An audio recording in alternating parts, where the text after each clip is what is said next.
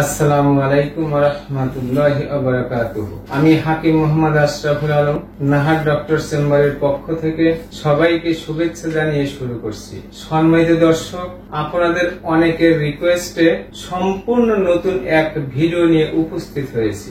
আজকে আলোচনা করব স্নায়বিক দুর্বলতা দূর করার সহজ উপায় নিয়ে। সুতরাং যারা স্নায়বিক দুর্বলতায় আক্রান্ত হয়ে নানা রকম সমস্যায় কষ্ট পাচ্ছেন, স্থায়ী এবং সঠিক সমাধানের জন্য মনোযোগ সহকারে সম্পূর্ণ ভিডিওটি দেখার আমন্ত্রণ জানিয়ে শুরু করছি। প্রিয় দর্শক, যারা আমার চ্যানেলটি আজ প্রথম দেখছেন অথবা এখনো সাবস্ক্রাইব করেননি, ভিডিওর নিচে ডান পাশে লাল রঙের সাবস্ক্রাইব বাটনে ক্লিক করে এখনই সাবস্ক্রাইব করে নিন। পরবর্তী আপডেট পেতে পাশেই থাকা বেল আইকনে ক্লিক করে নোটিফিকেশন অন করে দিন। নতুন নতুন স্বাস্থ্য বিষয়ক পরামর্শ পেতে লাইক দিয়ে আমার সাথেই থাকুন। ভিডিওটি শেয়ার করে অন্যদের দেখার সুযোগ করে দিন। আপনার একটি শেয়ারে উপকৃত হতে পারে লক্ষ লক্ষ এই যন্ত্রণাদায়ক রোগে আক্রান্ত রোগী। সম্মানিত দর্শক, স্নায়ু দুর্বল হওয়ার অনেক কারণ রয়েছে, তো আমরা আজ সেদিকে না গিয়ে আলোচনা করব স্নায়বিক দুর্বলতা দূর করার সহজ উপায় নিয়ে। তো কিভাবে বুঝবেন আপনি স্নায়বিক রোগে আক্রান্ত হয়েছেন? তো আসুন জেনে নেই স্নায়ু দুর্বল হওয়ার উপসর্গ বা লক্ষণ সমূহ।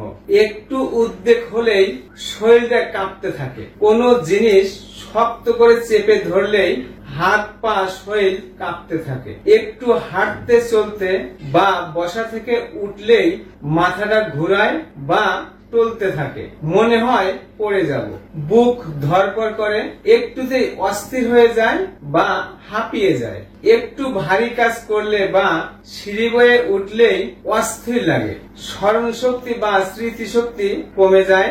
এই অবস্থায় যারা দিনের পর দিন, মাসের পর মাস, এমনকি বছরের পর বছর কষ্ট পাচ্ছেন, তাদের ক্ষেত্রে 1 চা চামচ সফুক ট্রাইবুলাস এবং রেসানোল সেবনে সামান্য কিছুদিনের মধ্যেই উপরোক্ত সমস্যাগুলো নিরাময় হওয়া সম্ভব ইনশাআল্লাহ। এছাড়াও যাদের ঘন ঘন প্রস্রাব হয়, ফোটায় ফোটায় প্রস্রাব হয়, প্রস্রাব করার পরেও প্রস্রাব আটকে থাকে, দীর্ঘমেয়াদী প্রস্রাবের জ্বালা পোড়া, বসে প্রস্রাব করলে প্রস্রাব পরিষ্কার হয় না, দাঁড়িয়ে প্রস্রাব করতে হয়, রাত্রে বারবার প্রস্রাবের বেগ হয়, প্রস্রাবের আগে ও পরে পুঁই শাকের লালার মতো বা সাদা ভাতের মারের মতো বের হয়, সামান্য উত্তেজনা বা বিনা উত্তেজনায় পুরুষাঙ্গের মাথায় পানির মতো আঠালো পদার্থ বা বীর্য বের হওয়া সহ মূত্রতন্ত্রের নানাবিধ সমস্যায় কষ্ট পাচ্ছেন, দিনের পর দিন, মাসের পর মাস, এমনকি বছরের পর বছর ওষুধ খেতে হয়, অথবা বিভিন্ন জায়গায় চিকিৎসা করেও কোনো সমাধান পান নাই, আমার দীর্ঘদিনের চিকিৎসা পেশার বাস্তব অভিজ্ঞতা থেকে বলছি, সফুক ট্রাইবুলাস এবং সফুক রেসানোল সেবনে সামান্য কিছুদিনের মধ্যে উপরোক্ত সমস্যা তো নিরাময় হবেই, সেই সাথে অতিরিক্ত স্বপ্নদোষ, যৌন দুর্বলতা, দ্রুত বীর্যপাত, লিঙ্গ উত্থান অক্ষমতা ও স্নায়বিক দুর্বলতা স্থায়ীভাবে নিরাময় হওয়া সম্ভব ইনশাআল্লাহ। সঠিক সময়ে রোগের সঠিক চিকিৎসা না করলে বা চিকিৎসায় ফলপ্রসূ না হলে আস্তে আস্তে মারাত্মক জটিলতা দেখা দিতে পারে।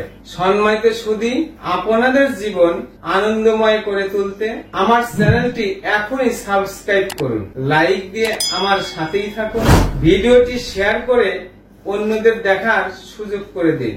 আমার কথাগুলো কোথাও বুঝতে অসুবিধা হলে বা বিস্তারিত জানতে কমেন্ট করুন। সম্মানিত দর্শক, আপনাদের শরীরে কোন প্রকার রোগের উপসর্গ প্রকাশ পেলে আন্দাজে ফার্মেসি থেকে ওষুধ কিনে না খেয়ে একজন অভিজ্ঞ চিকিৎসকের পরামর্শ নেওয়ার আহ্বান জানিয়ে বিদায় নিচ্ছি। আবারও দেখা হবে নতুন কোনো বিষয় নিয়ে। ততক্ষণ মহান আল্লাহ তাআলা সবাইকে ভালো রাখুন, সুস্থ রাখুন। আসসালামু আলাইকুম ওয়া রাহমাতুল্লাহি ওয়া বারাকাতুহু।